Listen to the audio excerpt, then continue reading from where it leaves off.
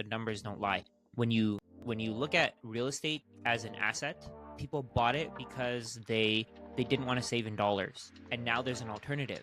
Now there's an alternative that everyone has access to. So I think what that's going to do is it's going to take a lot of the value out of real estate, and it's already doing it. A house used to cost 64,000 Bitcoin, now it costs 4 Bitcoin, right? And that number is going to keep decreasing. It's going to go to 1 Bitcoin, going to go to 0.1 Bitcoin. It's going to continue to go lower. And the reason for that is very, very simple. The reason is that houses, in terms of US dollars, will continue to rise in price because houses are harder to create than dollars. Houses are easier to create than Bitcoin. So whatever is easier to create is going to lose value. So people just see it as another asset.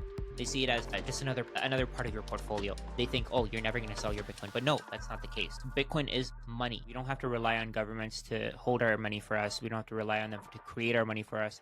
We don't have to rely on them to set the prices of money anymore. Like, I think the current financial system is not capitalist. I think it's more socialist, because what you're doing is even just the fact that there's something called social security and we're forced to contribute to it, and most of the people like me and you, we're probably never going to benefit from it.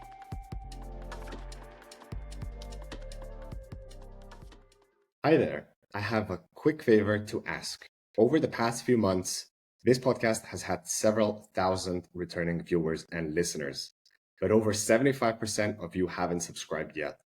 If you're enjoying what I'm doing and find my content valuable, consider subscribing on YouTube or following me on your favorite podcasting platform.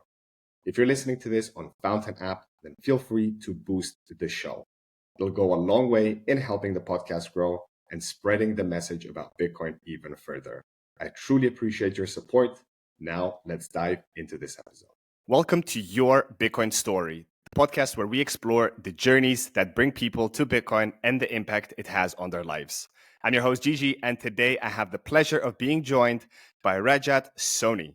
Rajat is a CFA charter holder who spent nearly a decade in the world of finance before transitioning to a full-time role as a creator, sharing his insights on personal finance and Bitcoin. In this episode, we'll dive into his fascinating story from navigating traditional finance to empowering others through his content in the Bitcoin space. Rajat, welcome to the show. Thank you so much for having me. Really appreciate it.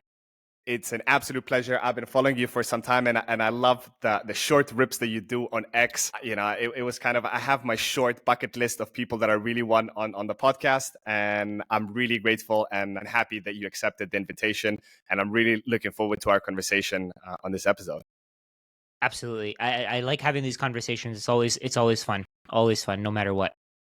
Perfect. So I guess, Rajat, like we always do in the same fashion on the show, how did you first discover Bitcoin, and what was that initial reaction to it? So when I first started learning about Bitcoin, I think it was completely by accident, just because I saw a post on, I think it was on Instagram, of somebody who talked about the Bitcoin standard. And then from there, I started going deeper and deeper down the rabbit hole, started exploring different things. I think the first book that I read was The Bitcoin Standard, and then I went to, actually no, I didn't read it first. I started listening to podcasts, then I read The Bitcoin Standard, and then I answered some questions, but it made me ask even more questions. And then I started listening to some Michael Saylor podcasts. I didn't quite understand what he was saying. It was just, it sounded like gibberish to me. And then I just started listening to multiple different podcasts, and every single one the good thing about podcasts is that you have a lot of nuances in there. Everybody tells their own story. Everybody tells you how they got to the end point where they started really getting orange pilled and really working on learning more, spending more time on Bitcoin. So over time, I think it was gradual. I think it really clicked at the end, or around August of 2023. Before that, it was more confusing, if anything, than because I was thinking of it as just another asset, right? I think the transition between thinking that it's nothing to thinking that it's a gamble to thinking that it's just another asset that you can add it to your portfolio, and then you start at least that was for me, and then I started realizing, oh, this is the only thing. This is the only thing that really matters. Everything else is speculation. Yeah. No, I totally agree. And It's interesting how you said it's going gradual, but then it's sudden, right? Once you go deep enough, and once the neurons in your brain connect, and you're like, oh my god, you start seeing the bigger picture. It's more than just money. It's Bitcoin, as the saying goes, reprices everything. And not just that, but it has much deeper implications. Like, the roots go much deeper than money. It's kind of, you realize how this asset, a lot of people call it the scam, a Ponzi. The more you learn about it, the more you realize everything else around us is a scam and a Ponzi. And this is actually the only pure thing, which is, highly regarded as, as a Ponzi or a scam, which is interesting in itself. Yeah, I find that really crazy. Like, when you think about how bonds work, when you think about how government bonds work, your government can create more money out of thin air, and you're basically just fighting for that. You're giving away your time, your effort, your energy to buy bonds, which again can be created out of thin air. They can be created out of nothing, and you're putting all of your free cash flow into them. That's the biggest Ponzi scheme. But then we're expected to put 40% of our portfolio in it. I mean, that doesn't really work well for me. Of course, most people have changed. They've moved from bonds to, let's say, real estate, or bonds to more index funds, and that change has been made. I think more people are going to move to Bitcoin, though. I think more people are going to figure out what Bitcoin is, and they're going to realize that it's not a Ponzi scheme, it's not a pyramid scheme, it's none of that. It's just the best form of money in the world. It is. And I would say it's a gradual process where it takes a lot of, no pun intended, proof of work. You really, as in your case, you need to spend, hundreds of hours, if not thousands, listening to podcasts, reading stuff, going onto forums, going onto subreddits, and kind of really scrapping away. Because Bitcoin, as simple as the protocol is, as Satoshi blessed us with us, it's a total paradigm shift to everything that we've seen before, and in the digital and physical realm.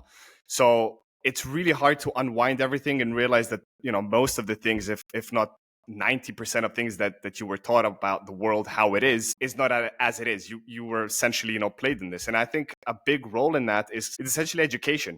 Going back to school years. I don't know how about yourself, Rajat, but I was never taught about money in school. I was never taught about taxation. These things that are so heavy implications on our everyday lives, and we never seem to get educated in that. It's kind of just like this system of, well, the moon comes up every evening, goes down, the sun comes up and goes down. It's kind of, money's just there. You go out, you work, you pay your taxes, and that's pretty much it. And this cycle of, you go to school, you go to university, you have your career, may that be 30, 40 years, then you retire, and then you pass away, and that's what we call life, which I think is, like, that doesn't even tap into the potential. As a human species, we are capable of so many things. And I really believe that, of course, there are geniuses, but everybody in their own form is a genius, and everybody is creative. It's just we are suppressed by the educational system, since we're tiny little beings, to kind of, this is your box, you play within these parameters, and that's it. And now Bitcoin comes and kind of just lifts this box off and says, you can be what you really want to be.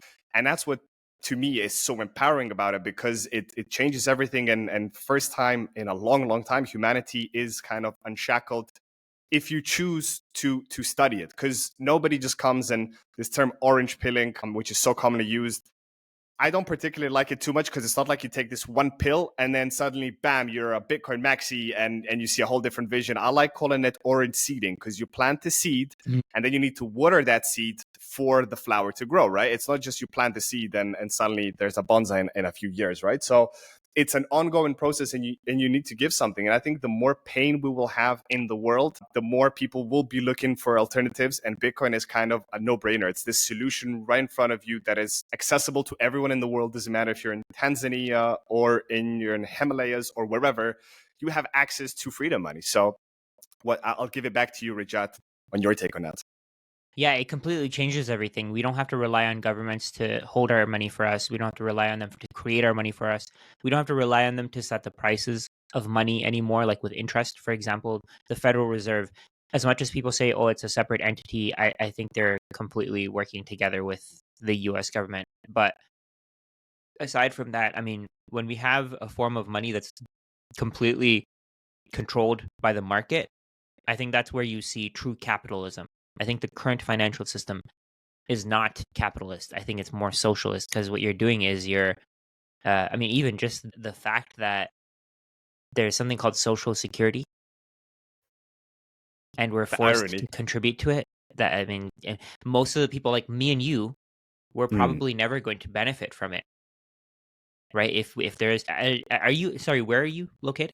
So at the moment, I'm based in Europe, so I'm very Europe. familiar with the social Yeah.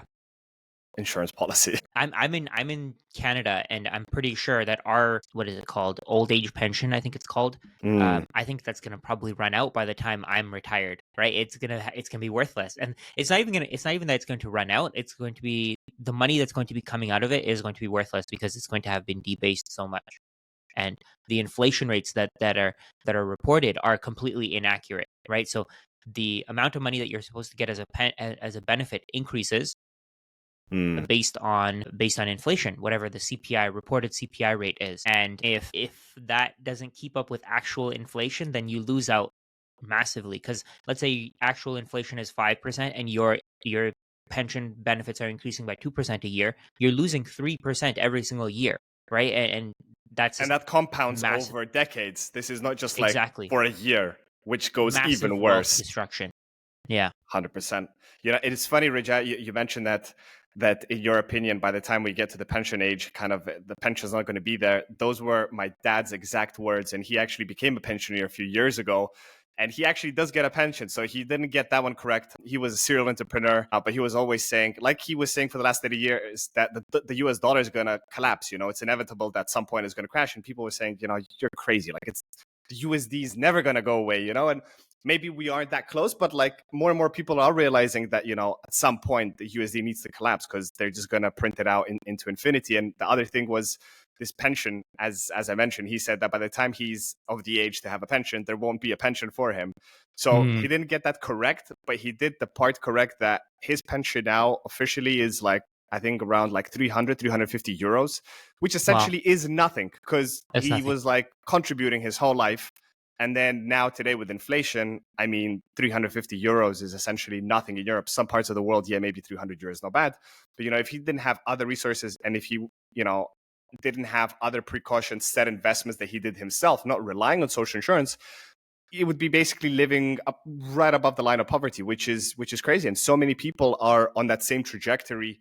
That's why it's so important to invest in your education and knowledge and discover ways how you can preserve wealth. And of course, Bitcoin now is a whole different paradigm. I wanted to touch upon Rajat, and then I'll circle back because I wanted to go back to your finance. But since we're talking about long-term investments, real estate, this is one hot topic that you've been ripping it up on X for some time now. And I love it because real estate for decades has always been seen as this safe investment, you know, safe wealth preservation. I love how you go into the comment sections and every person, you know, you kind of try to open their eyes and say, you know, like all real estate is always going to trend towards zero versus Bitcoin. How and at what point did you come to that realization? So believe it or not, it was a socialist video that actually got me to start thinking about it. So it was a socialist account on YouTube who was talking about how real estate is such a terrible way of storing wealth, because the people who own real estate, they own so much of it, and then everybody else has to suffer because the people who own it, they're basically rent seekers, right? They're not really, at the end of the day, landlords are going to say that they do a lot of work, but it's not like they're doing that much work, Just right? I like mean, the I think they're investment bankers, right? In Wall Street. right. I mean, I think the tenants are probably working harder at their job than the landlord is working at even 100%. accumulating the house. Because if you think about it, the landlord can borrow money that's created out of thin air, and then they can buy a real property, and then they can rent it to someone else. They're basically just a middleman, right? And before I watched that video, I didn't quite get it. I didn't quite see it. I just saw real estate as another asset class. I didn't see that Bitcoin competes with real estate. I didn't understand that at all. But now I understand it.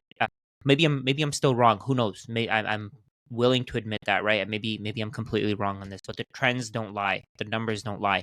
When you when you look at real estate as an asset, people bought it because they didn't want to save in dollars, and now there's an alternative. Now there's an alternative that everyone has access to. So I think what that's going to do is it's going to take a lot of the value out of real estate, and it's already doing it. A house used to cost 64,000 Bitcoin, now it costs 4 Bitcoin, right? And that number is going to keep decreasing. I think over time it's going to go to zero. It's going to go to 1 Bitcoin, going to go to 0.1 Bitcoin. It's going to continue to go lower. And the reason for that is very, very simple. The reason is that houses, in terms of US dollars, will continue to rise in price because houses are harder to create than dollars. Houses are easier to create than Bitcoin. So whatever is easier to create is going to lose, and it's going to lose value. So in the terms of dollars versus houses, dollars will always lose value. We're going to see the price of houses always rise in terms of dollars. But in terms of Bitcoin, it's always going to fall because Bitcoin is much, much harder to create. Bitcoin has a supply cap. On the other hand, as much as people will tell you buy land, they're not making any more of it. Dubai kind of proved that wrong. They made beachfront property, some of the most highly sought after land, and they made it out of basically thin air, right? Yeah. They turned I think Sand. the yeah, exactly. They I think the area that they created is called something Jumeirah. I went to Dubai and I saw it. It was Yeah, yeah, amazing. yeah, It yeah. was really cool. But the point here is that more land, more real estate, more beachfront property can be created. But you can't create more Bitcoin. Once the Bitcoin is created, once there's 21 million in circulation, nobody's going to be producing more. Nobody's going to be adding more to the economy. The Bitcoin network will not create more Bitcoin. And that's something that a lot of people don't quite see. That's what I want people to focus on at this point. Once the 21 million Bitcoin are created, there's going to be no more. If you can get your hands on some Bitcoin today, you're going to do extremely well over the next few years because at some point, the amount of Bitcoin that you have is going to be the block reward. Over time, the block reward is decreasing by 50% every 4 years. So Yeah.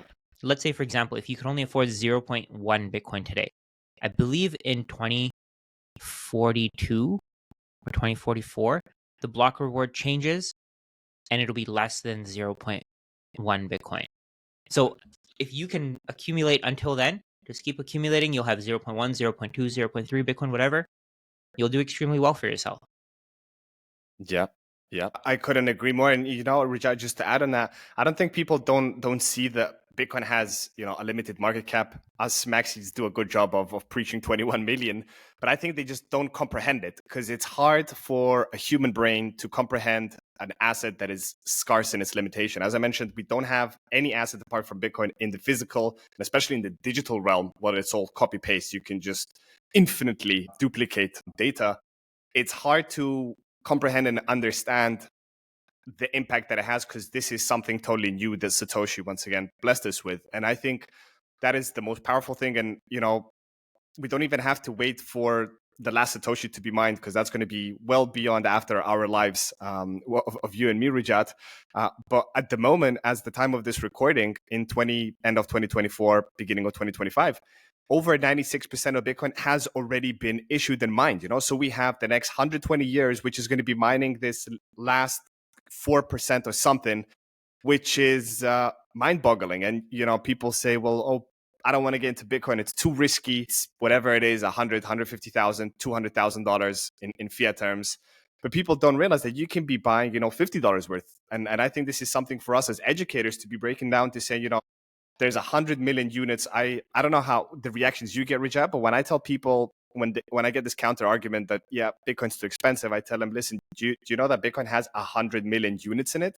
Their pupils they just widen because they see this 100 million. They're like, oh my God, so it's like, literally I can buy $5 of it. It's like, yeah, you can buy $5 of it. And the sooner you buy that $5, the more sats you're getting for it. And after a time, by just compounding paycheck to paycheck, your wealth is going to be exponentially growing, while in fiat terms, it'll be losing exponentially. It's kind of this opposite trajectory. Bitcoin value, purchasing power goes up while the US dollar and all other fiat Ponzi's go down. So it's inevitable. But once again, I think, it takes time. We are about to celebrate Bitcoin's 16th birthday next month. And it's fascinating how far Bitcoin's already come in a minuscule amount of time. If we zoom out, look at the macro of human history and especially history of money, We've had fiat currencies, for and today's central banking for like hundreds of years. And now this protocol gets released by this anonymous entity. And in 16 years, we're at a 2 trillion market cap asset. That's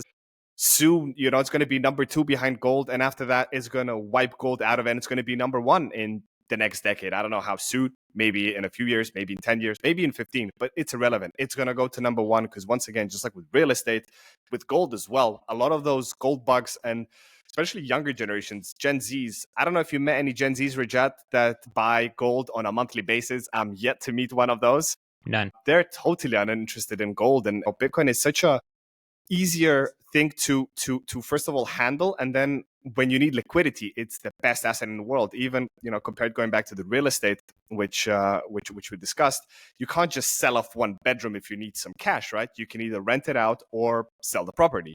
But with Bitcoin, if you have some unexpected costs, God forbid, you've got some medical bills in, and you need that money tomorrow, you can sell that Bitcoin any time of day, any time of year. It can be Christmas, Hanukkah, it can be a Sunday, 3 a.m., and you can sell it and get that money instantly. And I think that, the accessibility and the transportability of it, it's just a no-brainer. Why would I own real estate or gold or stocks? I personally think that stocks are a massive Ponzi. You don't even own anything. It's a digital piece of IOU paper that, I bought. Doesn't matter if it's MicroStrategy, NVIDIA, or whatever it is, and probably some MSTR fanboys will not be happy about this, but I've done this, Rip. I will never own any MSTR or any stock for that reason, because it's just an IOU that I entered the price at $100, and when it's 200, I 2x my money, and I can sell it and hope that it comes through, and the bank doesn't give me a hard time explaining where I got that source of funds and all that gibberish, which we are having more and more every year with this regulatory AML, anti-terrorist financing, which is funny because the real terrorists are the ones who are enacting these rules. But that's a story for another time. So back to you, Rajat, on that short rip. I have a couple points that I want to make. I don't think most people know that there are 21 million Bitcoin. Whenever I tell people that there are 21 million, they get shocked. They're like, oh, what? 21 million? How does that work? They have no idea, right? So even telling them you can split your Bitcoin into 100 million units, that's even far off for them. Like, they don't even understand. They don't keep in mind, most people have no idea what this thing is. They just hear it on the news, see the headlines, and people are telling them, oh, it's crashing, it's skyrocketing, it's crashing. That's all they know, right? They have no idea of the absolute basics. I actually had a conversation with one of my friends, I think a couple of weeks ago. I was telling him, you should buy some Bitcoin. He's like, why? I said, oh, it's the best form of money in the world. And he's like, okay, but I have dollars. I said, okay, but dollars can be created out of thin air. And he's like, yeah, but so can Bitcoin. I said, no, there's a maximum supply of Bitcoin. There's 21 million. He's like, oh, what, 21 million? I've never even heard of that. Right? I think that's how far back most people really, really are. Like, they're not going to get it for a while. I think that's part of the learning, right? They haven't spent the time learning about it. So, I mean, podcasts like this definitely help. But and think about how many people probably are watching this right now and don't have any idea that there were 21 million Bitcoin. Now they know. And then the second point, okay, so MicroStrategy. While I agree with you, I do agree with you that you have to hand your money over to a financial institution. Then the financial institution has to buy the shares for you. Then the financial institution holds those shares for you. I do think that there's a place for certain companies. Let's say, for example, the reason why I like MicroStrategy is that I think that they're building on Bitcoin, right? So let's say, for example, you can buy, let's say, for example, you have a pension fund. I have a pension fund that I got from my last job. I quit the job, and they gave me a lump sum of money. What I could do with that is either I could buy the Bitcoin ETFs, which to me doesn't really make any sense because over time I'm going to end up with less Bitcoin no matter what, right? Because of the fees. The second option that I had was buying a company that's building on Bitcoin, that's creating as much value on Bitcoin as possible. At least that's what their goal is. That's what I see that they're trying to do. I think that they're trying to make it easier for people to use Bitcoin as money eventually. I think that's going to be the point, because I don't know if you've seen, but Michael Saylor was saying they want to be a Bitcoin bank. As much as we as Bitcoin maxis don't want banks, I think banks will be necessary. I think people will need capital to start businesses. A lot of people will save, of course, but then if they have an idea and they want to do something with it as soon as possible, companies like maybe MicroStrategy. I don't know what their goal is at the end of the day, but maybe they'll be able to lend money to those businesses and help them get that head start that maybe they wouldn't be able to get otherwise. Because if they have to save, let's say they have this genius idea and they Mm. can't fund it on their own. How do they make that idea a reality? So when you own stocks, what you're doing is you're participating in the future of that company, and then all you're doing is you're trading with other people. Other people will see that, okay, maybe this company is worth more than this person thinks it is, so I'll pay you for it. They'll buy the stock. I get what you're saying though. The fact that we have to have our money controlled by financial institutions, I don't personally like that either. But I mean, there's really no other way. If the stock market, if you had to take self-custody of stocks, I don't think it would really work the way that it does. For example, let's say you had to buy stocks. Let's say you had to buy an index fund. The only way to own it is to take what's it called? Physical certificates. So that's how it works. If you want to take self-custody, you can take certificates, but then they charge you money for doing that. But then what that does is it makes the market so much less efficient. It's like real estate, right? You're taking custody of your real estate. You can only sell to people within your area. Even with stock certificates, it would be something similar to that. But what we rely on for with these custodians is to hold on to those stocks and make the process of trading much easier. The centralization has its own benefits. I don't personally like it. I think the good thing is that we have options now. I think that's the best takeaway here. The best takeaway is that we now have options where we don't have to rely on these companies if we don't want to. We can take full self-custody. But I do think there's some value in taking risk and owning stocks. I mean, not for everyone, perfectly fine, but I think there is some value to it. Quick interruption, folks, because your seed phrase deserves better than a napkin in your sock drawer. We've partnered up with Stampseed, the legends of professional grade metal stamping tools. Their patented tools are made from solid titanium, the indestructible kind. You hammer your seed phrase letter by letter, so it's literally etched in stone. Well, titanium, but you get the idea. No loose pieces, no oops, my letter shifted around, and 0 points of failure. Perfect for wallets, multi-sig setups, or if you're planning to pass your Bitcoin empire to your kids. Mount it to a wall, stash it under a desk, or hide it like a treasure map. Use code BTCstory for a 15% off site-wide discount, because your seed phrase shouldn't be left to chance. Visit stampseed.com and order your personal stamping kit today. And now, let's get back to the episode. I totally agree with you, Rajat. It depends on the use case. Is it just a 22-year-old looking to put some money and save for the future, or if it's a big, especially if it's an institution and regulated institution, they're not going to go on Coinbase, buy some Bitcoin and withdraw it into their cold storage wallet and keep it in the CEO's desk. And of course, it's much easier for them to get it approved and everything. So I totally agree with you. It depends on the use case, but to the general public, I see a lot, and I'm sure you see this as well on your X feed. People are like asking, should I get some Bitcoin or should I get MSTR?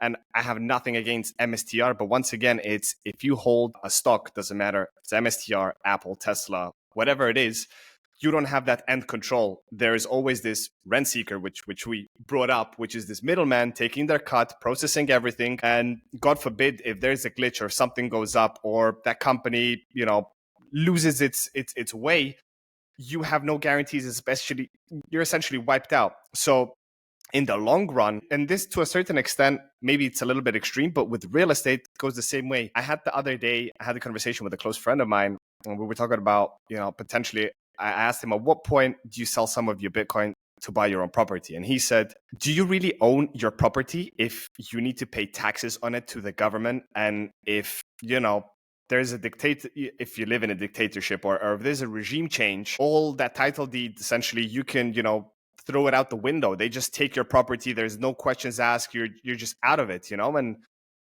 he had a good point, maybe not today, and especially in these unions that we have in Europe and everything, but, you never know what's going to happen tomorrow. For example, where I'm recording this episode from and where I was born is Cyprus, a little island in the Mediterranean, which Bitcoin maxis know very well for the 2013 haircut crisis. Right across on the north side, it's what's called the Turkish occupied side, right? So officially on paper, they're still at war with Turkey 44 years plus. To be honest, there's no war. There's United Nations made this green room that peacemakers, right? The guys who enacted everything are now kind of the peacemakers. But the thing was, and this was his direct example, where he said, my grandparents had so much land over there, which was supposed to be given down to me, and I will never see the day of light. Maybe I will, Yeah. but 99% I never will. And there's the same, it can happen, maybe not in every world, in every country, but it has happened. So it kind of validates, it shows that, apart from Bitcoin, there's nothing actually, or even gold, what are you going to do with gold? You're not going to store it under a mattress, because what if someone, comes and robs you? And how are you going to transport it? If you want to flee the country, there's a big conflict.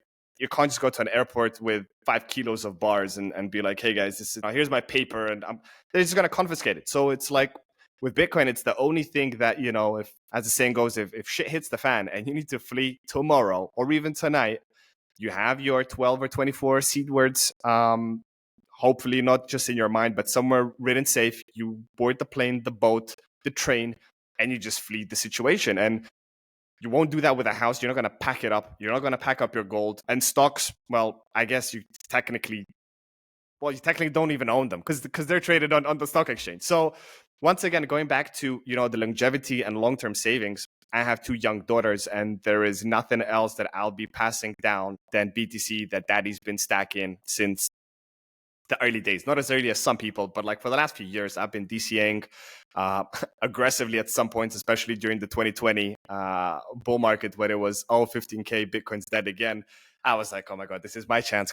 When it was, in 2017, when I started my journey, I remember I started buying some first Bitcoin at around $2,500, $3,000 mark. Of course, I don't have that Bitcoin anymore because I unfortunately went through the shitcoinery phase, and it was, NFTs and play to earn and all of that. And I don't even want to look at the transactions, how much Bitcoin was lost in that. But I remember vividly in early of 2022 when we went super low, I was like, that's it. Like, I'm not messing with any other stuff. It's purely just hard DCA. And that led me in 2.5 years that I actually last month resigned from my 9-to-5 job, and I'm doing this full time. So going from next month, from January, there's going to be 2 episodes a week, not just a weekly episode. I launched this podcast last July, so I'm going double the amount of content. Plus, I want to do a lot of educational stuff because I totally agree with you, Rajat. Just as you mentioned, most people don't know there's 21 million Bitcoin. There's so many easy explainers of how money is broken that people should see to kind of get this, maybe there is a point in this Bitcoin, because there's no point of saying how, mathematically pure it is and kind of all of its benefits if you don't highlight the reason why we need it. And most people are, I don't know, are they brainwashed, or they're sleepwalking, or they're just, under some substance where they're kind of numb to the situation of inflation and taxation and regulation. And they're kind of just working so hard, 2-3 jobs, getting drained by the rent seekers, and they don't see a way out of it. And now kind of Bitcoin is your lifeline.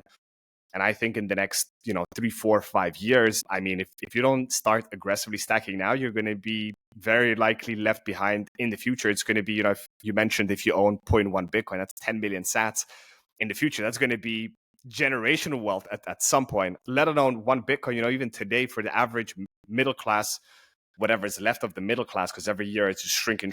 It's super rich, and it's just like majority of people are barely getting by. I know, as in US as well, like how percentage of the nation is basically spilling their credit card over credit card just to cover the bills at the end of the month.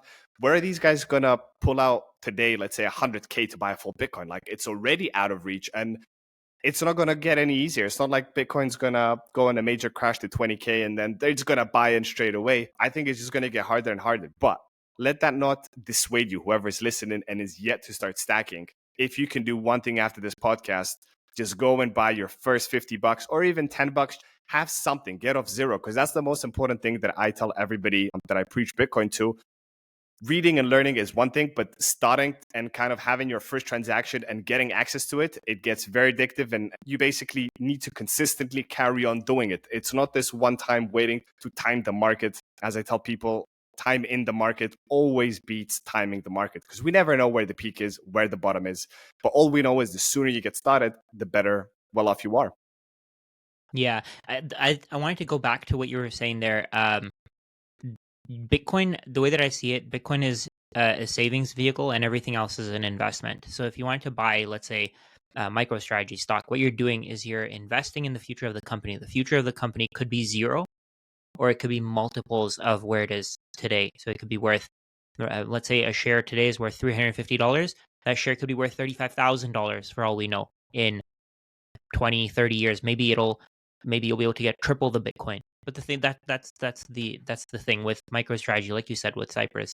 It's the only thing that you can carry with you with Bitcoin in Cyprus. That's the only thing that you can carry with you. You can't take your MicroStrategy shares, even if you're living in, let's say, the US. As you mentioned, there could be corruption anywhere. Anyone can take your property. Let's say Russia comes to the US and they're like, hey, we want to take this land. Of course, there's going to be some pushback, but how do you know that Russia won't keep pushing? How do you know that Russia won't do something that, I don't know, that changes the trajectory of the world, that changes the trajectory of the US? Not even just Russia. I'm not even talking about Russia. Any country can do it, right? Anything can really happen with real estate. Anyone can start bombing your property. Anyone can say that, oh, this is the best land out there and I want it, and they could kick you out of your house. They could kill you, right? But even if, let's say, they kick you out of your house, you can't take your land with you, but you can take your Bitcoin. You can memorize your Bitcoin. You can put it on a piece of paper. You can put your 12 words on a piece of paper, and you can take it wherever you want to. And another point that you mentioned there was people are, I guess I would say the best way to say it is that they're brainwashed. They're brainwashed to believe that governments are the only ones that can create money. So the way that they act, the way that they live is based on that alone. They just think that governments are the only ones that can create money. Money has to be physical pieces of paper, it has to be metal. And because of that, they can't wrap their heads around digital value. But I think it's a good thing that us younger people, I'm assuming you're a millennial. Yeah, I'm a millennial. Yeah. I think millennials and Gen Z are Gen Z. They're probably going to change everybody's perspective. Like if you think about it, we've grown up with the internet. For me, for example, if I think this is a good way to think of it. If, let's say, I started playing a video game and I had a save file and that save file got destroyed, I would be so pissed off because I've spent hours and hours creating it. But let's say, for example, somebody who's in their 80s, they're not gonna see the value that I created there. They're gonna think, oh, it's just a game. Who cares? Right? That's a great analogy. In our generation, we're gonna see the difference. We're gonna see that, oh, if somebody deletes this game file, I have to restart. Same thing with Bitcoin. If I lose my private keys, I'm gonna have to start stacking over and over. I'm gonna have to start from zero. Because of how we've grown up, we can see that things that are digital can be valuable, and that's the paradigm shift. I don't think most people not everybody. I know people who are like I know a guy who is in his he's like 78 and he owns 100 Bitcoin, right? That's crazy. And he has it in cold storage. Has it. He fully takes care of it. It's crazy. I'm not saying that there can't be people from those generations. They're the unicorns, but I think the majority of Bitcoin will be owned and then redistributed by the millennials. I don't know. I'm just guessing that. I think maybe I could be wrong there. Maybe baby boomers are taking that over as well, but I don't know if that's the case. I don't really think so because the baby boomers stocked up on real estate. Sorry for jumping in. I think those guys you're right. got real estate at the prime price, and today they're just kind of like they're thinking the numbers are going to go up forever, which in fiat terms they will. Yeah. In fiat terms they will, because you can create more fiat. More fiat will chase real estate forever, right? But at the end of the day, fiat is irrelevant. It's imaginary. And that imagination that we have about how fiat has value can disappear, right? The bubble can pop, right? It's like when you discover that, oh, Santa Claus isn't real. I think people are going to realize, true. Oh, fiat isn't real, and that's going to happen overnight. It's not like it happens. It's not like you're gonna figure it out over 10 years, 20 years. I think there's going to be a sudden realization from a lot of people. Like for me, for example, like I said, late 2023, mid to late 2023, I figured it out, and I just wanted to dump everything for Bitcoin. How many people are going to come after me? How many people are going to sell their $1 million real estate portfolio, their $10 million real estate portfolio to buy Bitcoin? Spoken to so many people who are doing that. I spoke to a guy who's a real estate broker yesterday. He owns his own brokerage, and he was telling me how some of his clients are dumping at least some of their portfolio, some of their real estate portfolio for Bitcoin, and he's actually telling them to do it.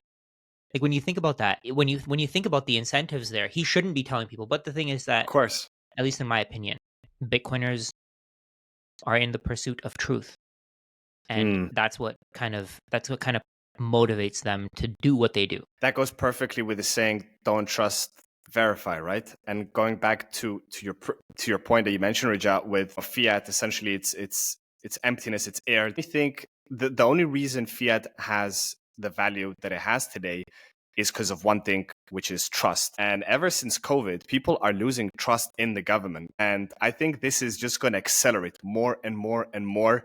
And once that trust is broken, fiat is basically going to be gone, as you said, real fast. It's not going to be this gradual. It's not Rome falling down where it was like it took 100 years for them to realize that the empire's over. This is going to be a much faster turnaround. So I fully agree with what you mentioned, Rajat. And this real estate flipping, I said it's ironic, right? That a real estate broker is advising his clients to dump real estate to get Bitcoin, which is kind of tampering his own business because his business model is selling real estate. So, but it shows that even people that see the truth in it, and Bitcoin, I like to refer to it as the truth mirror, right? Like, you don't change Bitcoin, but Bitcoin changes you. And like, to me, Bitcoin is like this mirror. The longer you look into it, the more like flaws you see, and the more you change your life for the better. May that be exercise, may that be the nutrition, what you put into your body. And it's fascinating how this digital code is fully transforming us humans for the better things, which we've never had that before. And I think the timing of it couldn't have been better, because where we are today with this super, crazy consumerism, crazy nutrition, crazy just lifestyles, how everybody's like a hamster running everywhere, rushing.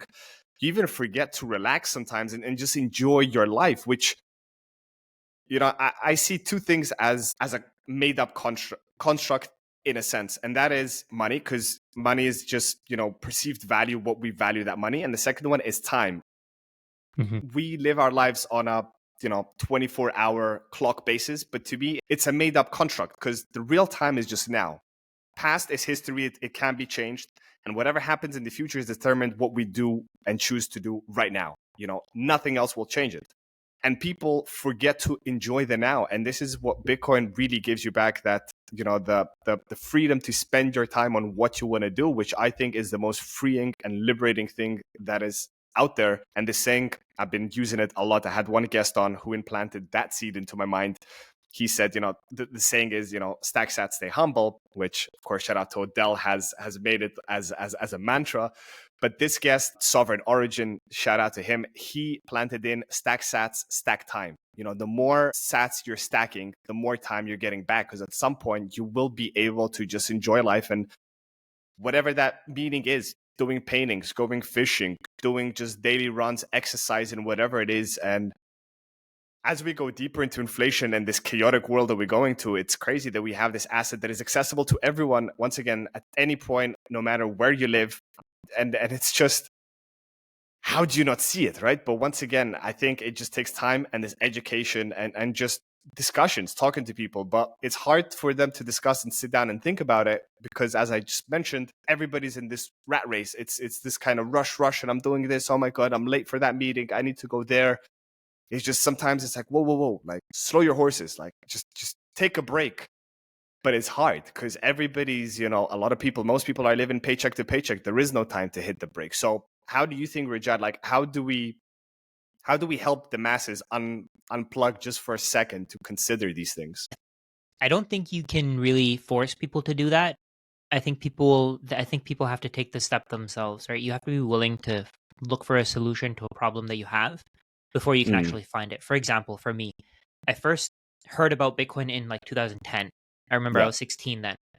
If I had spent the time learning about Bitcoin, I don't remember how old I was, maybe 17, 18, but I don't remember how old I was. But if I had put in the time to learn about it back then I would have been a multi-billionaire, right?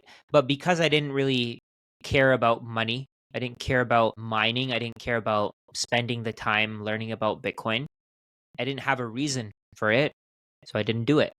I think a lot of people are going to be in that situation. So I feel like because most people have a stable financial system to rely on, at least the people in North America, in Europe, a lot of people in Europe have a stable financial system to rely on. So they don't have to think about Bitcoin. They don't have to worry about it because they know that their government's going to help them. right? They're okay with passing on their responsibility to someone else. But eventually, their government is going to take advantage of them, and it's finally going to click for them that this house cost $1,000 back then. Now it costs $8 million. How am I supposed to afford it? Oh, rent cost $3,000 back then. Now it costs $30,000, and all my savings are gone. My savings are worthless. They're worth nothing. I think that's what's going to have to click for a lot of people. I think the pain, at least in my opinion, the pain is what makes people really start thinking. Before they deal with the pain, they're not gonna. It's like if you have a heart attack, for example, you're finally gonna start working out. Before you have a Yeah. heart attack, you may never work out, right? You may think, oh, I'm fine. I don't have to think about my health. I'm fine. I'm okay. I'm still young. I'm this. I'm that. But then suddenly, at It 45, hits 50 you. years old, you have a heart attack. It changes your entire life. It's like Mm. before heart attack versus after heart attack. I think same thing. Right? Before Bitcoin versus after Bitcoin. Once you see Bitcoin, you can't unsee it. You can't change your understand about it. You can't Mm. change your perspective on where it's going. For me, for example, every single day, ever since I started really reading about Bitcoin and learning about Bitcoin, listening to podcasts about Bitcoin, I can't not learn more. Maybe at True. some point, I'll have learned enough that I don't have to spend more time learning about Bitcoin. I don't have to spend more time creating value to accumulate more Bitcoin. But I mean, I don't know when that'll happen. I think I'll probably be at least the next 5-10 years continuing to learn about Bitcoin, continuing to build my conviction. And you have to put in the time to do that. I don't think most people have the time, number one, to Mm. do that. And then the people who do have the time, they don't care, right? They'd rather spend time watching TV. They'd rather spend time playing video games. They'd rather spend time working more, even though they're working more and they're getting paid less over time. They don't see it, right? Even for, let's say, for example, with my wife, I told her the money that you're working for is being created out of thin air. Once I told her that, it kind of, I think it kind of got her to start thinking more about that, right? Because before you see that money can be created out of thin air, like the pieces of paper that we have, Mm. they can literally be printed. While the time that you're putting in to get them, you can't get that back. You're 100%. sacrificing time with your family, time with your friends, pursuing hobbies. You can't do that all to work your second or third job, Yeah. right? People are okay with it though, because they're still able to pay their bills. So what happens when you're working 3 jobs and you can no longer pay your bills? You're working 3 jobs, you're now homeless, you don't even have to pay for gas. That's when people are going to really start thinking. But then at that point, it'll be way more difficult for them to accumulate. I Mm. want people to start figuring it out before that. I think that's why even yourself, you're putting out 2 podcasts a week. I try to put out a video every single day. Over time, it compounds, it adds up. The people who like your content, they're going to learn from you. The people who like my content, they're going to learn from me. And over 100%. time, we're all trying to get to the same goal. We're all trying to teach people how Bitcoin works. We're trying to get people to adopt Bitcoin because it's the best form of money. A lot of people are going to question us. They're going to think, oh, they're just looking for exit liquidity. But no, I'm not looking for exit liquidity. I'm not No. selling, right? I'm not selling. If anything, I'm hurting myself by telling people about Bitcoin, right? Because it's increasing the price of Bitcoin. Every single person that I've spoken to who's bought Bitcoin because of my post, because of a conversation that they had with me, I think I've probably orange pilled at least 5,000 people, right? Mm. And let's say each of those people bought zero point 0.1 Bitcoin. A lot of people are from North America. So let's say they bought 0.1 Bitcoin. That's 500 Bitcoin that's gone. And they're not going to sell it for a very, very, very long time, right? Yeah. That's just what I'm thinking. Maybe the impact that I've had is even bigger because I've had people who had a conversation with me and they bought 30, 40, 50 Bitcoin, 100 Mm. Bitcoin, right? And that just, it blows my mind that people still think that this is a selfish endeavor. Like you're spending, think about it. How much time are you spending making these podcasts? You reached out to me to have Yeah. a Yeah. conversation about Bitcoin so you can teach your audience about Bitcoin. People think it's selfish, but it's really not. Until they change that mindset, they're not going to start learning about Bitcoin. They're not going to start studying it. They're not going to put in the time to actually understand what it is. 100%. And just to add on that, they don't understand because in the old system, there's always on one side a winner and one side the loser. Someone buys the stock cheap, sells it high, and the guy that bought it high basically gets wrecked because then it drops. In Bitcoin, it's the first time, once again, another first, many firsts with Bitcoin, it's a win-win solution. Everybody wins in it. So if you help someone else get, start stacking sats and eventually get on a Bitcoin standard, you're helping them out at the same time as helping yourself, because the only way Bitcoin succeeds is not just institution and government buying it up and stockpiling it somewhere in cold storage, but people actually using it to save for themselves. And at some point when you need to, also, I'm not this maxi where I'm never selling my Bitcoin. Of course, it's very hard for me to sell the Bitcoin, but I've been majority, I would say, for the last 3-4 years, I've been living on a Bitcoin standard. I paid in not directly in Bitcoin. I get in USDT, but that's like, as soon as that comes in, it's, a section that I need for living expenses gets put aside, but everything else goes into Bitcoin. And whenever I need something, I always have this stash. And it's funny because every year my expenses are actually going down, even though everybody's expenses are going up. And I've actually had this example because earlier this year, I actually left. So before I go to this example, maybe let me finish that example. So I had to move to another country, and my expenses for the whole moving, and I've got a family of 2 young daughters, basically came out to like just under 9,000 euros or dollars, more or less. It's the same amount. Let's keep it in dollars. So $9,000. And it was like, my wife was like, wow, like what a bill, like $9,000 just for like moving. And then we got so much accumulation to buy and everything. And I was like, wifey, I was like, that's not a problem, because the majority, if we look back when we stacked hard, it was like low 20s. And here we are, it's like at 70K. It's not 9,000 for us. We're actually putting in around like 2.5K in our terms, And then she's like, that's right. She's like, we better keep on stacking. And I'm like, of course, we'll be stacking for as long. Like when my last breath that I have on this earth, no matter where Bitcoin price is, we will always be stacking. And, I always tell people also use it, but when you keep most of your wealth in Bitcoin, it's really hard for you to part ways with it. It's not like on a fiat standard where you're just like, you get the money and then you buy like all this wasteless stuff that you just have junk lying around your house, that you're basically helping consumerism and basically all these new models, this whole broken system.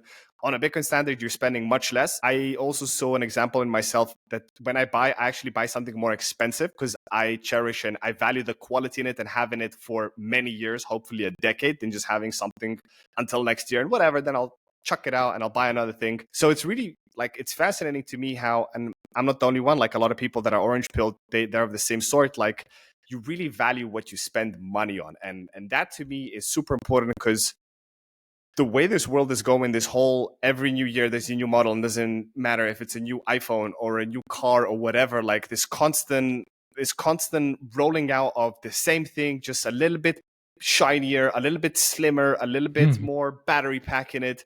It's pointless. It does the same function. The car still takes you from A to B. Doesn't matter if you have an iPhone 5 or you have an iPhone 15, you still do calls. Yeah, maybe you won't have these fancy whatever features, but in most cases, most people don't even use it. And it's more of kind of like it's a flex, like, oh, look at my iPhone 15 Max Plus, whatever they're called nowadays, which is irrelevant. And on a Bitcoin standard, it's more of like, I have a phone, I will buy a new one when this phone breaks. It doesn't matter what the new model is. So it also helps you to live a more freer life with having so much junk around. So yeah, I just wanted to print that in. And going back to the other example, which you talked about, the pain aspect, I totally agree with you, Raja. And as the saying goes, no pain, no gain, right? Until you really feel that pain, that change is not going to come in. But I'm on the other side of the coin saying, well, at least in Europe, I don't know how it is in North America, but in Europe, people are really suffering, especially with all this money printing that happened after COVID. Like, people have 2-3 jobs. I also, before leaving the job last month, while I was in Europe, I was working 2 full-time jobs, recording my podcast at night, still raising my 2 young daughters, which are, nearly 5 and 2.5 years old. So I'm a big part of their life. It's not like they're teenagers.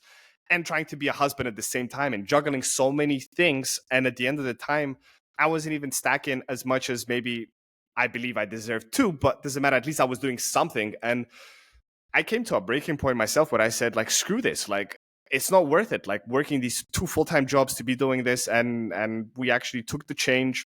And this April, we actually left Europe.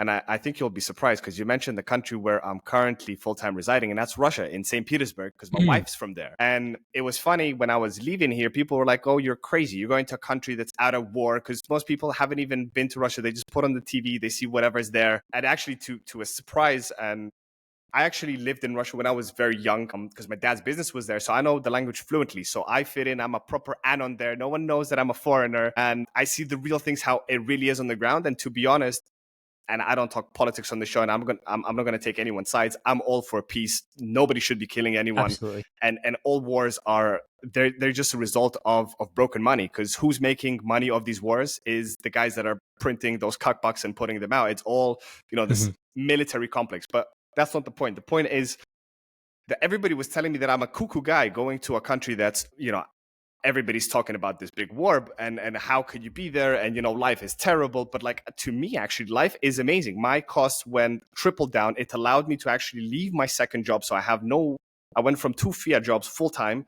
to having no Fiat job at all, just living on a full Bitcoin standard. I transformed my wealth, as I did in the example some 20 minutes ago. I sold off all the things. I didn't have real estate here, but like the car, everything, clothes, furnitures. I did a massive mega sale. It was 2 months of just selling everything, putting it in my cold storage, getting on a nice plane, coming there. And the on and off ramps in Russia are super convenient, because they, as most people know, they've been cut off with sanctions from the SWIFT and everything. So they had to adopt in some way. And to a huge extent, without maybe not just Bitcoin, but like, let's say USDT, like stable coins, that's the only option that not just people, but corporations, and to a certain extent, we even see now with BRICS, they're talking about settlement in digital currencies. May that be a stable coin, may that be Bitcoin. But it's just, you see how when you are put in a corner, you need to adapt. There's no other way. And to me, it was such a no-brainer choice that now I'm really happy that I did it, because life is like, I can actually focus and dedicate my time to what I really want to do, and it's helping people as you do as well, Rajat. Like, I feel like we're like this Noah on our arcs, and we're kind of out there with like with a big speaker going, people, get on the boat before the flood comes in, because once the flood comes in, once shit hits the fan and everything's collapsing, you won't have peaceful time to just, let me sit down, let me listen to this podcast, or let me make a cup of tea and read this book. It's like, then you're scrambling. You're like, it's chaos and it's not the right time, and you won't be doing rational decisions. So it's super important to start learning about it now before things get really, really painful and once it's too late. So, I just hope there's more and more people doing this, because, and what I like about this, it's not like anybody is competitor. It's not like, I don't want to do this because someone else is doing it. It's no, I praise people to do more of this and do the preaching, because we need it. We're such a minority, and most people still, to a certain extent, sometimes I feel like I'm so deep down the rabbit hole that I think that, Bitcoin hyperization is basically everywhere. But then I go out and have conversations with, people, pre-coiners in the streets, and like, nobody knows nothing. And I'm like, holy shit, like, there's so much to do here, but that's the beauty about it as well, because you have this blank canvas to go. And I tell other people, that are self-employed or entrepreneurs or Gen Zs that are starting their e-commerce shops or giving services, I tell them, start offering your service for Bitcoin, start earning it. If you don't want to, if you think it's a gamble and it's, lucrative and it's volatile, just give in a service and stacking that sats, because you will be so surprised where you will be in 5 years. Yeah. Back to what you were saying before about spending Bitcoin, I completely agree. I mean, you can't just hold on to your Bitcoin, because in the legacy system, there is a way to delay gratification and get instant gratification at the same time, because the money can be printed out of thin air. But what you're doing is you're taking value away from everyone else. So let's say, for example, if somebody wants to buy a car and they have a mansion, they can borrow money against that mansion without ever having to sell it. So they can keep the mansion, but then they can also get the car. So they get to take advantage of the mansion's appreciation over time. And at the same time, they get to enjoy their life with the car. But who loses out? The people who lose out are the ones who are saving in dollars. They maybe they don't realize it, and that's part of the game, right? Part of the game right now is information asymmetry. Part of the game is making sure that the people who are supposed to suffer don't understand, right? So let's say you have no education about finance in school. Nobody's teaching you how money works. No, who taught you that money can be printed out of thin air? For me, I had to do self-education. I had to take hours and hours and learn, oh, okay, money can be created out of thin air. No, that's not true. And then I read it again. Okay, it makes a little bit more sense. Then I read it again. Okay, it's finally starting to click. Then I read it again. Bitcoin is the solution for this. Why would we want pieces of paper? And that once you see it, you can't unsee it. And with Bitcoin, there is no instant gratification and delayed. With Bitcoin, there's no way to get instant gratification and delayed gratification at the same time, because you can't rehypothecate Bitcoin. You can't print any more out of thin air. So what you have to do is you have to give away your Bitcoin in order to get value. You have to exchange value for value. You can't exchange pieces of paper for value. You can't exchange pieces of paper for, let's say, somebody, like, let's say a maid comes to your house. You can literally give them pieces of paper that can be created out of thin air, right? And you can go to your bank, you can borrow against your house, and they'll give it to you at extremely cheap rates. Like, you can borrow a HELOC at like 3, 4, 5%. Hmm. To you, that's nothing, because you know that the price of your house is going to increase by 10, 12%, right? So you don't care. Yeah. Who gives a shit? It's free right? money, basically. Right? It's free money, exactly. So what you can do is you can pay people for the value that they're creating with nothing. Like, you can go to let's say Thailand, for example, and you can buy meals for $2, $3.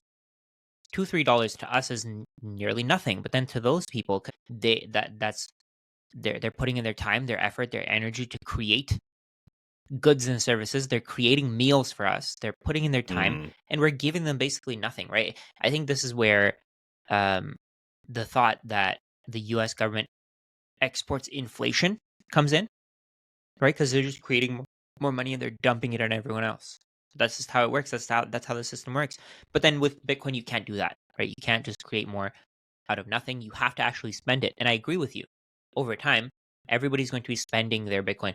Institutions may have the opportunity right now to borrow against their Bitcoin. I think for individuals, it's much, much more difficult, much more risky. Because let's say, for Hmm. example, if you borrow against your Bitcoin, if there's a wick down, you could lose everything.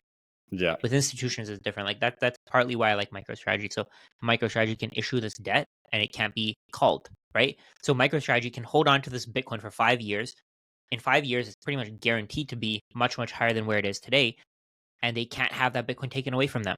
So they can Hmm. pay back the debt while keeping the Bitcoin. So based on all that, I mean, eventually people will be spending their Bitcoin, and I'm perfectly fine with that. People give me a lot of pushback when I say, oh, if I have extra fiat, I'm gonna buy Bitcoin with it. If I don't have enough fiat, I'm gonna have to sell my Switch. Bitcoin. Yeah. And that's just how it is, right? Bitcoin is a savings account. I think you've grasped that concept, but I think most people haven't. Hmm. Most people just see it as another asset. They see it as just another part of your portfolio. They think, oh, you're never going to sell your Bitcoin. But no, that's not the case. Bitcoin is money. You have to give it away if you want value. Technically, everything that you're spending your money on, everything that you're spending your time on, in a way, you're short Bitcoin. If you're sleeping, for example, you're short Bitcoin because, oh, you could be earning Bitcoin in that True. time, right? True. But that's just how it works. You have to have those trade offs. If you don't have trade offs, if you don't think about the opportunity cost, if you don't think about both sides of the equation, then the world doesn't work. There's always I think this is a physics term, there's always an equal and opposite force, Hmm. right? If you're Yeah. gonna sell your Bitcoin, you give away your Bitcoin, you give it to someone else. The other person can now start accumulating value. They can now start accruing value with that Bitcoin. But in the fiat currency system, that's not the case. There's no equal and opposite force. Fiat currencies are a zero sum game for the people, or sorry, fiat currencies are a positive sum game for the people who own assets, and they're a negative sum game. No matter what you do, no matter how hard you work, if you're saving in fiat, it's a negative sum game. So you're always going to lose value. It's a complete paradigm shift, right? Today we can Hmm. just keep borrowing as much money as we want to. We can keep creating more money out of thin air, and that'll continue to happen forever. But with Bitcoin, that's not the case. Yeah. No, I couldn't agree more, Rajat. I never tell anyone to go out get a loan to buy Bitcoin. It's more I tell them, do you have money in your savings account? Yes, I do. Well, just switch that into Bitcoin. Like, don't rely on it. Don't go. You don't have to go full crazy like I do. Like, put everything into Bitcoin and live on Bitcoin. You can if you want to. I'm not advising it, but definitely don't go out get a loan because, as I said, 1 week down, you get liquidated. Bam, everything gets lost, and you don't want to be in that position. And it always start slow. I never tell people just go all in at one point, especially when you're early on, because then you're going to be glued to the charts. And whoever says who's in Bitcoin who doesn't look at charts, they're lying. Like, people that have been in Bitcoin for 10 years, maybe they don't look daily, but they still look at charts. And the longer you are, the less numb you get to the price. But I realized that once you get in, I saw this with my parents. They, over this 2.5 year period, they also put their savings that they had in bank and stuff. And that's how my dad survives of a €300 pension nowadays, because he stacked 2.5 years ago. But I remember when I got them in, it was all like, speaking to my parents, it's like, hey, did you see Bitcoin? Did you see last night what happened? And I was like, no, I didn't. Like, what happened? And it's all like constantly looking, and whoever I get into, they're like, once they go in, they're just like constantly looking. And I tell them, listen, if you're looking, you put a little bit too much inside. Now, the example with my parents was, I mean, it was a no-brainer, but I tell people today, like, don't go so hard that you're going to be constantly, and then it dips. Like the time of this recording, what BTC pulled back just under 15%, 14%, and people are like, oh my god, like that's it, we hit the peak, and I'm like, guys, like it's normal. Like whatever goes up needs to come down. Like it's perfectly normal. And in all bull cycles, we had even bigger pullbacks of 20, 30%. So in today's terms, that would be 70K. And if it's 70K, I'm not worried, even though I'm like full in Bitcoin. Whenever the next paycheck is, it's next Monday. I hope it stays at 70K because I'm getting Bitcoin on the discounts. The moral of the story is, as long as you're comfortable with what you put in, there's no exit out. But don't go and get debt, because some people say that percentages are small, the risk is small. But then you never know what happens tomorrow. And if it goes down and it gets liquid and you can't pay off your debt, you lost your Bitcoin and you're indebted, you just made your life situation much worse. So go steadily. And I'm sure the longer you are in Bitcoin, the more you save in it. You start off with a 5% allocation, and then that goes to 10, and then it goes to 20, and then that goes to 50. And in some cases, it can go all the way. That's entirely up to you, but go slow and steady. So I kind of want to ask you a question, Rajat, as we kind of slowly approach unfortunately the end of the conversation, but we will definitely do this again because I loved where we're going with things, and there's so many things that I wanted to touch upon, but I wanted to keep our drivetrain on the right tracks. What is like one major key takeaway that you hope listeners could gain from hearing your story and this Bitcoin rip that we did today? Honestly, just keep accumulating. That's it. It doesn't matter what the price is. Just keep buying. That's all you can do. You can't really control anything else. You can't stop anything else. All you can do is create more value and accumulate Bitcoin. Amazing. Well, there you have it, guys. I mean, value for value. People don't realize that, and I think to a certain extent, a lot of what we called before value, like in the legacy systems, it wasn't even value. It was perceived value. Into some like Austria economists, like perceived value is also like a topic of its own. It's like, what is perceived value? But essentially in Bitcoin, as you mentioned, for you to part ways with your Bitcoin, you really need to value it. It really needs to be a hell of a good service or a hell of a good product. And I couldn't agree more with your advice. Just keep on stacking, keep on regularly adding to your stack. As long as, as a rule of thumb, I tell people, if you have more Bitcoin in your cold storage at the end of the year than you did last year, you're doing a good job. How much higher that is, it could be circumstances, but as long as you are compounding more and more and more Bitcoin, not fiat, because I tell people fiat is volatile, not Bitcoin. One Bitcoin is always going to be one Bitcoin. It's the fiat that fluctuates up and down. But as long as you have more sats in your cold storage at the end of the year, you can pat yourself on the back and say, this was a good year and next year is going to be better. So I guess we can round that up unless you have anything else, Rajat, that you wanted to touch upon or any of the other points that you wanted to bring up. No, I think that's it. I wanted to mention I have a YouTube account. I have this was my closing question, by the way. Where can we send our listeners? But before I did that, I kind of wanted, just in case there was some topic, so go ahead. Where can we send our listeners to follow you, Rajat? Your awesome content. Well, absolutely. So I'm on YouTube. You can just search for Rajat Soni. You'll find me. I'm on Twitter. Same thing. I'm verified. If you just search Rajat Soni, you'll find me. We'll have it in the show notes as well. I have Instagram as well, but I don't really post on there. Okay. So X is the best. X and of course X. YouTube, right? X and Two YouTube. Main ones. I'd say YouTube is the best. I think YouTube I'm the most active on now. Amazing.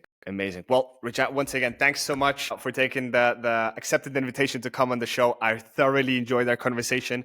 I would love to have you back in the new year. Well, by the time this episode goes out in January, it's already going to be the new year. So happy New Year's to all the listeners. But I'd love to have you on later on in the year. Best of luck with everything you're doing. Thank you so much that you're helping spread the orange seed around the world. And hopefully, I would love to see you someday somewhere on the small globe that we call Earth. And definitely beers will be on me, Rajat. Absolutely. Thank you so much for your time, man. Appreciate it. Thank you. It was awesome. I hope you enjoyed this episode as much as I did recording it. I would really appreciate it if you could like, subscribe, and share this episode to help this podcast grow. Thanks for supporting the show, and until next time, stay safe and stack sats.